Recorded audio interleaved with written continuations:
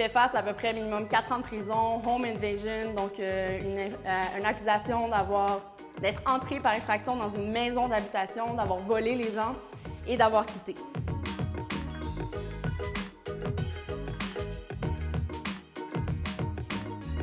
What's up guys, bienvenue à Storytime. Aujourd'hui, on a l'avocate Boumefta qui nous parle d'une péripétie qu'elle a eue pour un de ses clients à la cour. Boumefta, c'est quoi ton histoire?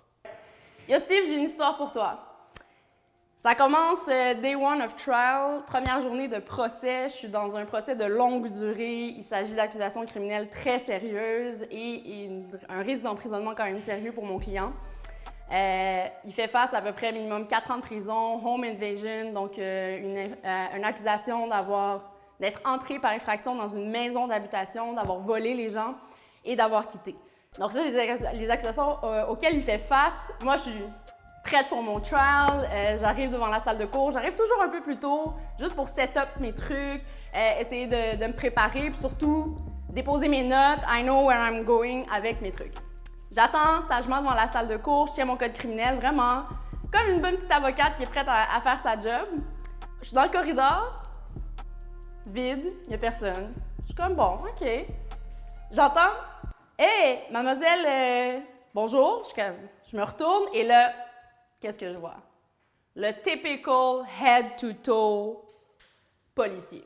Il est habillé en mode genre balle de finissant des années 2000 et on le sait direct que c'est des enquêteurs qui viennent témoigner. Le classique chemise bleu poudre ou genre rose nanane avec une cravate qui ne fit pas du tout, mais surtout avec des running shoes.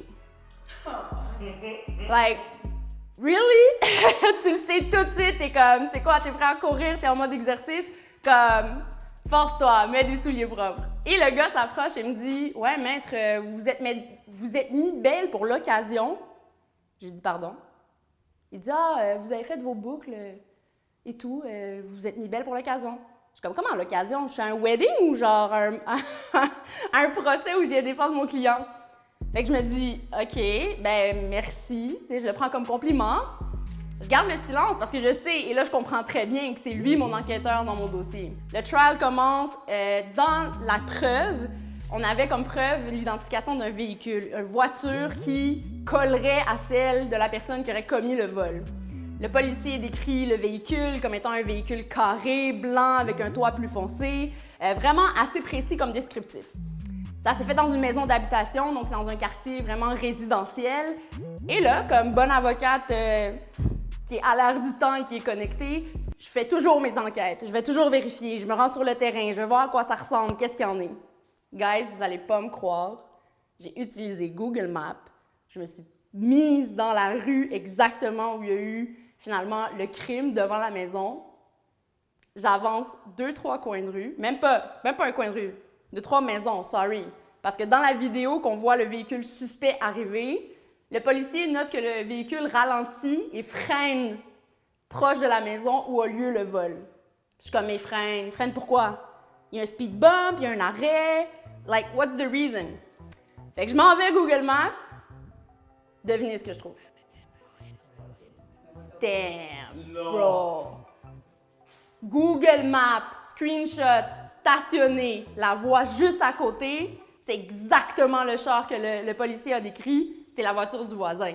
J'étais comme, c'est sûr, cette bombe-là, je la garde dans ma petite poche, j'attends cet enquêteur-là patiemment. Et en plus, dans son rapport, il mentionne avoir fait le tour du quartier, vérifié les caméras, cherché partout, pas eu de nouvelles du véhicule, rien, pas trouvé, jamais même demandé à des voisins, vraisemblablement.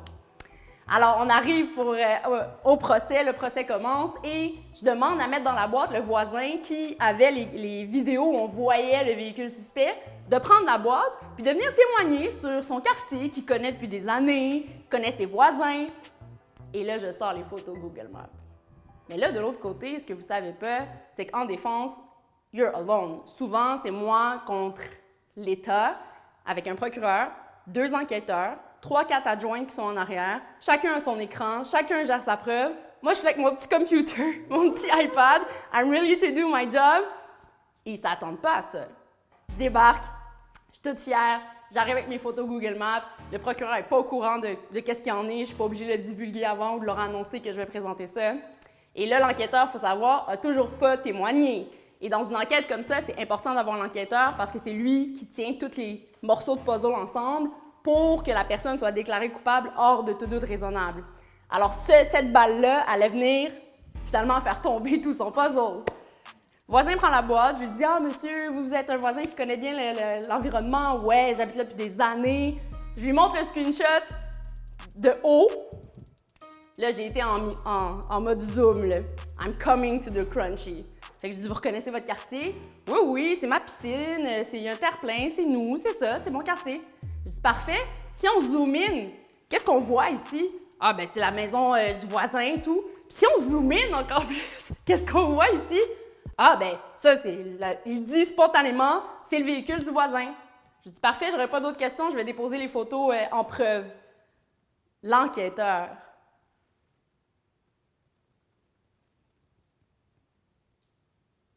Silence.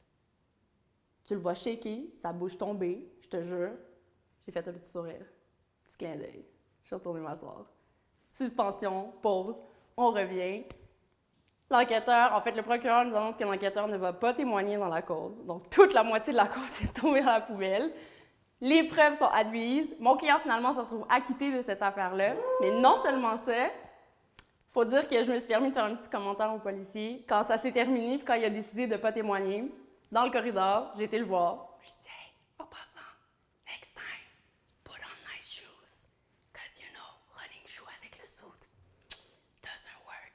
Mais là, il reste 2 jours de procès. Maybe you can show me something, you know. Le gars, il part à rire et je vous jure, guys, ça s'est tellement bien fini. Il est revenu après ça à la dernière journée de procès. Il s'est forcé, il est allé avec sa blonde pour aller acheter une nouvelle cravate puis des nouveaux shoes et une petite chemise qui fit un petit peu plus avec sa cravate, of course. Fait qu'après le petit cours de fashion et le cours de droit 101, disons que je suis sortie de là un peu moins feeling young and, you know, stupid and naïve. Au contraire, j'ai été capable de faire ma job, j'ai été fière de le faire, mais il faut toujours savoir comment dealer avec ce genre de personnes-là qui peuvent peut-être nous challenger, même si parfois ça peut passer pour des compliments. Voilà. Just so you know, ce client-là, en plus, dans la maison, il y avait ses empreintes digitales. Ils ont été retrouvées dans la maison, puis j'ai réussi à plaider finalement le doute raisonnable en expliquant que finalement tous les morceaux du puzzle qui avaient été présentés contre mon client n'étaient pas suffisants pour qu'il soit déclaré coupable hors de tout doute raisonnable. Fait qu'il a été acquitté à la fin de cette affaire-là. Ça a été vraiment un gros dossier.